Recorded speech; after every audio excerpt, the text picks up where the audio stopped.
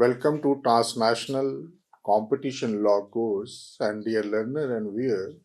during the last lectures in the previous week, we happened to discuss the various dimensions of the competition remedies. We have taken note of the nature of competition remedies. We also discuss the kinds and classification. We discuss the structural and behavioral remedies, and we try to reflect upon the fact that what can be a better strategy for a litigational purposes and the enforcement of extraterritorial application of competition law as to what kind of the best possible remedies we can design and structure and restructure so that the competition law and justice can be meted out to all the parties in the market. We refer to how the behavioral remedies happens to be problematic in matters of enforcement, and we also refers to the jurisdiction of the competition law in the state of Israel, and we have taken some empirical evidences to buttress that point, that how first approach as a remedy serves as a better options. We have taken note of the information asymmetries. We have also taken note of the problems of platforms, and we have also taken note of the fact that how in a volatile market situation the competition remedies should face the challenges and try to come to the rescue of all the parties so that the competition is to be restored, as the basic purpose of the competition remedies happens to be preventive, restorative, and competitive in nature. So, how the trinity of the objective of the competition remedies are to be well satisfied. Dear learner and viewer, today we are going to discuss the extraterritorial application of competition remedies in the European Union, because you may rightly recall that we have prefaced some of the laws of the European Union in matters of the comparative competition remedies and laws. Here we'll be discussing in detail the extraterritorial application of competition remedies in European Union, and we will try to see that the European Union represents a very classical example of the advancement of the competition remedy. If you look at the entire scenario of the enforcement of the competition remedies, then what we find that European Union's antitrust rule or the competition rules dates back to 1957, when we had a treaty known as European Economic Community. We have discussed in many lectures and dwelled on the aspect of the European Economic Communities Article 85 and 86 in detail, and how Article 85 and 86 has been supplanted as Article 101 and 102 of the Treaty on Functioning of the European Union. That is the latest edition of the law, which tries to lay down the rules applicable to the restrictive agreement, decisions, and concerted practices on the one hand, and the rules prohibiting the abuse of dominant position on the other hand. Here, your attention is drawn to the fact that in 1962, the Council of European Union adopted a regulation, and it was first regulation which implemented in the right earnest Article 85 and 86 of the European Economic Community Treaty. And in that way, we see that the Council of European Union's regulation of 1962 have actually set out the rules for the application of Article 85 and 86 of the European Economic Community regulations. These rules are now having more than 40 years of history and have undergone to significant and drastic modifications and changes. What we see that the entire antitrust enforcement system, which has been established by the Council of European Union in 1962, is based directly on the applicability of the prohibition, and the rules and the regulation of 1962 sets out in Article 85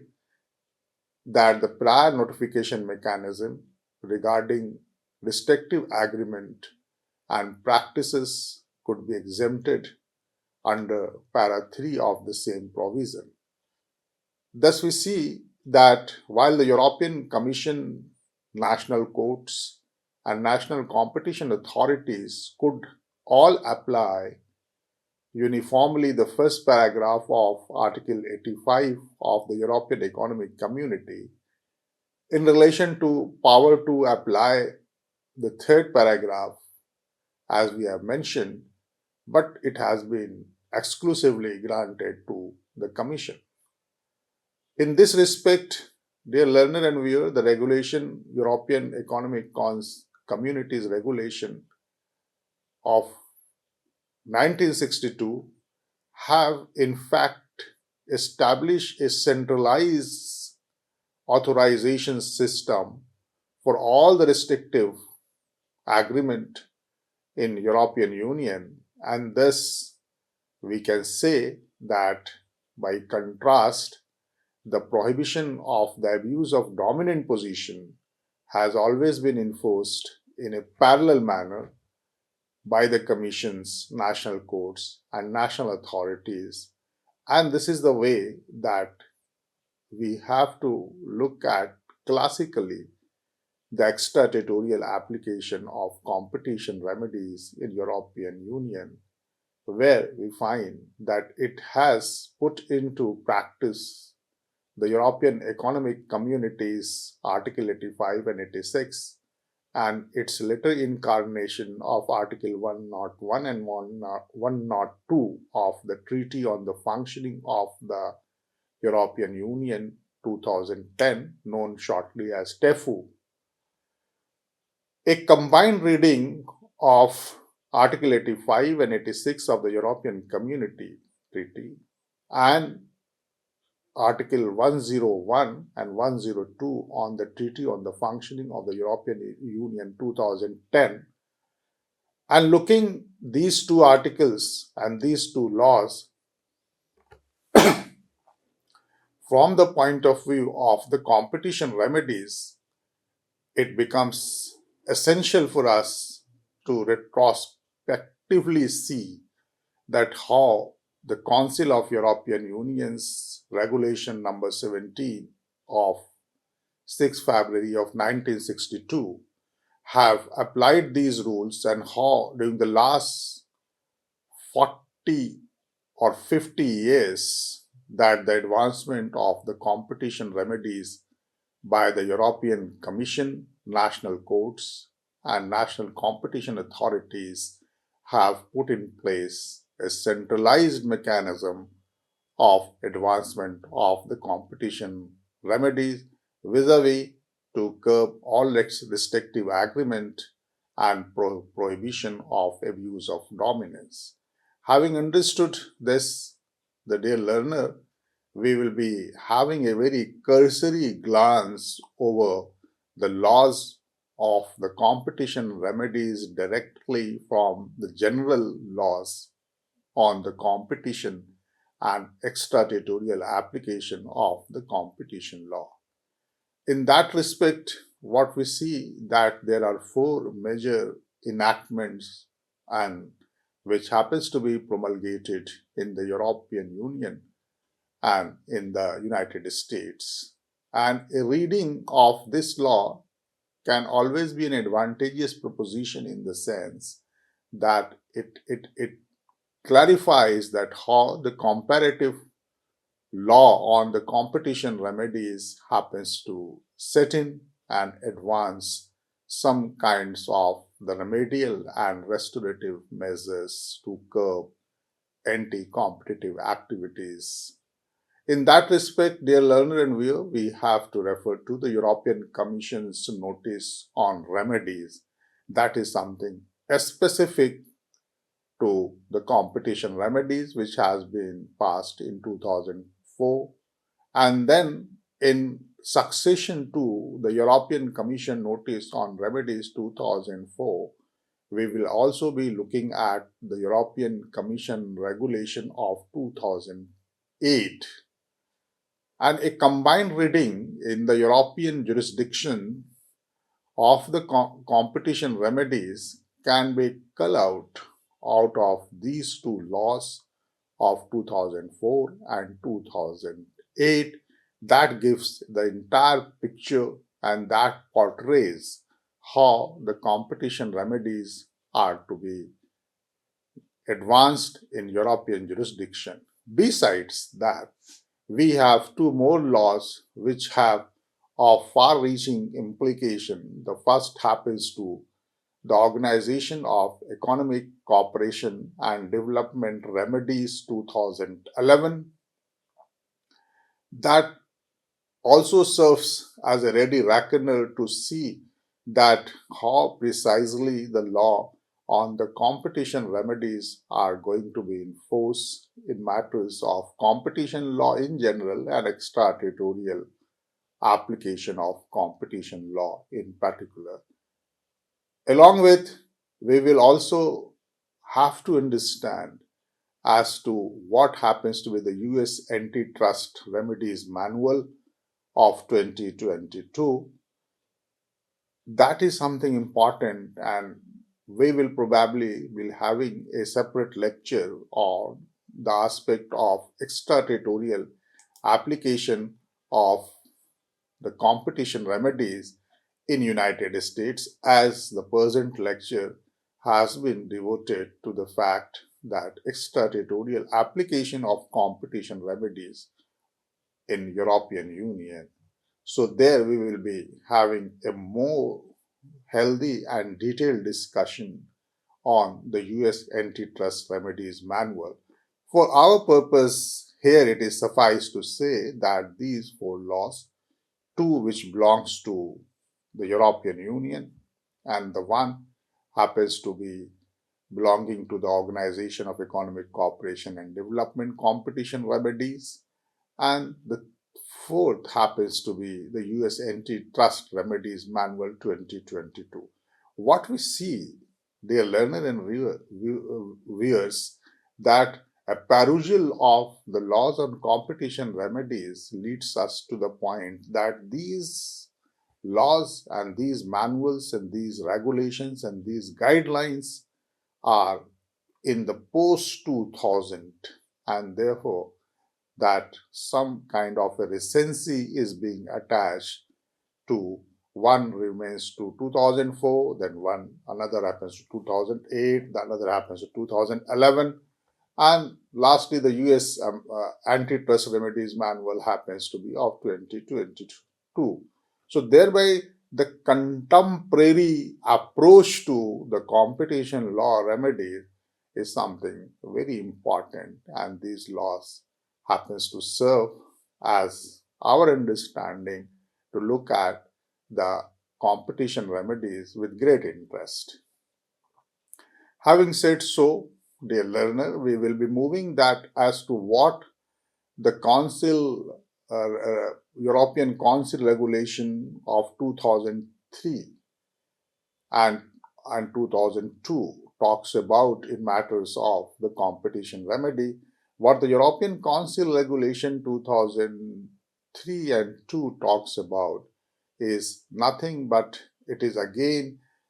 implementation on the rules of competition which has been laid down under Article 81 and 82 of the European Economic Treaty 2003. And then we see that Article 81 of the treaty talks about that it prohibits all agreement between undertaking, decisions of the associations of the undertakings, and concerted practices which may affect trade between member states which have as their object or effect in matters of prevention, restriction, distortion of the competition. Then a perusal of Article 81 leads to the point that it has a kind of an regulation which puts factors and prohibition to all kind of the agreement. If it has any kind of a prevention, restriction, and distortion of the competition, so it appears to be a kind of a blanket clause to see that how the extraterritorial application of the competition law vis-a-vis that the advancement of competition remedies can go along with. Then Article 82 of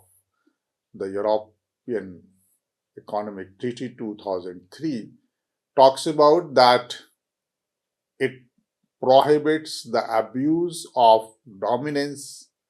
and the notion of substantial of the common market and the single European market. That distinction has been neatly explicated under Article 82. And then the issue of the abuse of dominance in European context is dependent that how and what kind of a notion we are going to subscribe about the substantiality and overwhelming presence of the common market, and then the single market, single European market of 27 countries. Then the issue of the extraterritorial application or the transnational application of the competition law in matters of embarrassment, in matters of enforcement, in matters of remedies can be well answered. Along with, we will also, it is here necessary that beyond Article 81 and 82 of the European Community Treaty, we have to refer to Article 7, subclause 1 of the Regulation 23, wherein the European Commission can impose any behavioral or structural remedies which are proportionate to the infringement committed and deemed to be necessary to bring the infringement effectively to an end. What we have to look at in matters of the competition remedies is the fact that we have to refer directly to the provisions pertaining to the competition remedies, and in that respect what we have noticed that the European Council's regulations, there are two regulations, and those two regulations are to be kept in mind. The one regulations appears to be of 2002 and 2003, and taken together the gist of these of the European Council regulation is, especially under Article 7, it is very important to respond as to what is the European perception of the competition remedies. So what we find and what is pleasant to note is the fact that as we have referred to the competition remedies, the kinds and classification, and ultimately the entire advancement of the competition remedies vest with the structural and as well as the behavioral remedies. Here, Article 7, subclause 1 of the European Council regulation has been very explicit in maintaining that it can impose structural and as well as the behavioral remedies. And the other point which is very important in matters of the European competition remedies point of view, that the implementation and application of the competition remedies under Article 7.1 of the European Council Regulation 2003, by employing the structural and as well as behavioral remedies, the the due care and due diligence is to be exercised to the fact that how they are going to have a proportion, meaning thereby the entire spectrum of the competition remedies. We have been examining the fact that once we want to be have a preventive and competitive and restorative remedies, but there must be the doctrine of proportionality and the infringement which has taken place and the remedies which are going to be advanced should strike in due proportion and due balance, and that is something very important which has been laid down so that we can have an effective competition remedies in European Union, alongside that what has been laid down under Article 81 and Article 82 of the European Community Treaty, which talks about prohibition of all agreement and abuse of dominance. With this, dear learner, we will try to look at the entire law, which a kind of a perspective, and that perspective is that the European Union, the extraterritorial application of the competition remedies in European Union, which have now more than 75 years of the working, and we must draw some very important lessons from the application of extraterritorial application of competition remedies, which start from Article 85 and 86 of the European Economic Community Treaty and Article 101 and 102 of the Treaty on Functioning of the European Union 2010. And then we see that how these laws under European Council Regulation of 1962 and European Council Regulation of 2003 have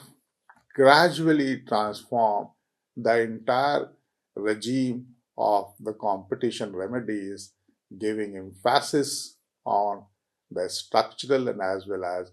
behavioral remedies and applying the doctrine of proportionality in matters of prohibition of all anti-competitive agreement and the abuse of dominance, either in national market or a single European community market, that serves as an important understanding of the competition remedies in the European Union. In lectures to be followed, dear learner, we will be discussing in detail some of the laws of European Union, and I just conclude that the European experiences on competition remedy happens to be very important in broadening our understanding of the international and as well as comparative competition remedies and laws. Thank you very much. Have a happy learning.